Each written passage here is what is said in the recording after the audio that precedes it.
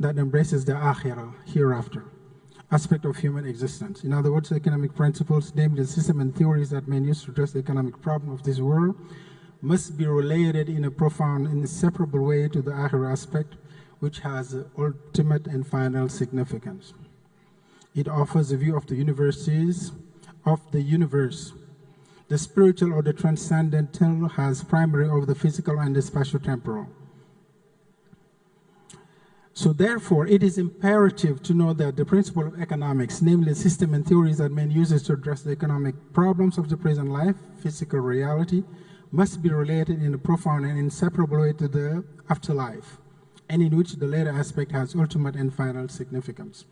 So in other words, if you're a good Muslim, any transaction you do it for your worldly interest, but also you look for, it's not like on the conventional way where we do business and we look for corporate social responsibility after, or we try to fix it. Here it's in the beginning.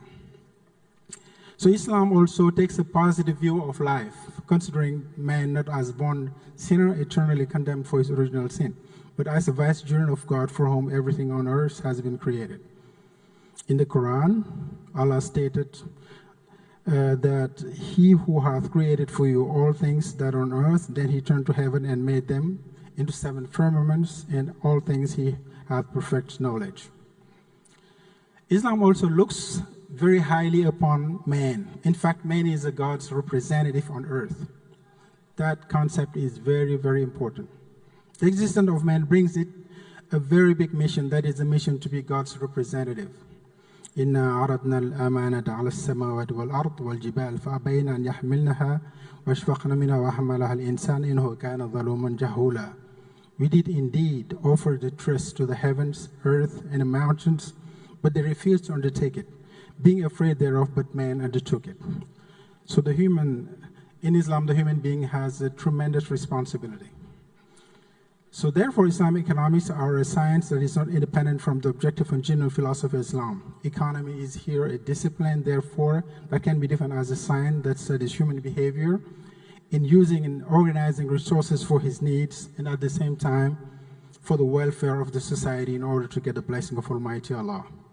So economics as a system can be considered as part of a total system of handling society. So I will just try to, now I think we have a better understanding of Islamic economics versus conventional economics.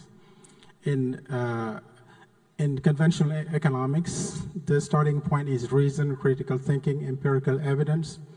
In Islamic economy, the starting point is the Quran and the Sunnah, but you use reason to its best extent. So I'll just talk quickly about the philosophical background of Islamic economic system, which is based on 2 things: Tawhidic paradigm and concept of vicegerency. Tawhidic paradigm, for those who don't know, Tawhid is the oneness of God, which is very central to the Muslim belief. So the Islam means submission. So in other words, in Wolof it means Jabulu.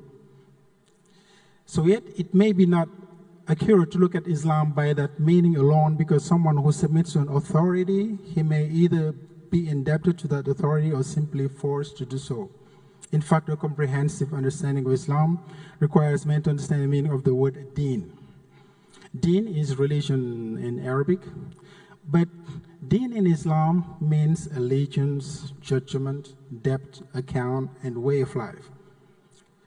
And if you go to other understandings, like in the Western world, it's different from religion, because religion might mean, in some conceptions, that it's a set of actions, set of acts of worship that you do beside your life, that you live your life, but on Sunday you go to church, or on Friday you go to the mosque and you do it. Islam is very different, because deen is the person is submitted to Allah subhanahu wa ta'ala. I just quote here quickly Al-Ghazali in his masterpiece, Ihya Ulumuddin, who postulated that the essence of Tawhid in constructed moral consciousness is in 4 stages.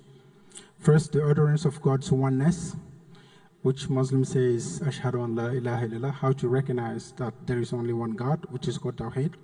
Second is to confirm the proclamation of oneness by the heart. The third stage is to feel the sense of Tawhid as an inner light, and that is said to come only to truly God-fearing people. And the fourth stage, which is of big interest to us here, is to feel the presence of God in everything you do. So in other words, if you do political or financial, economic transactions, you feel the presence of God. So ethics, you will probably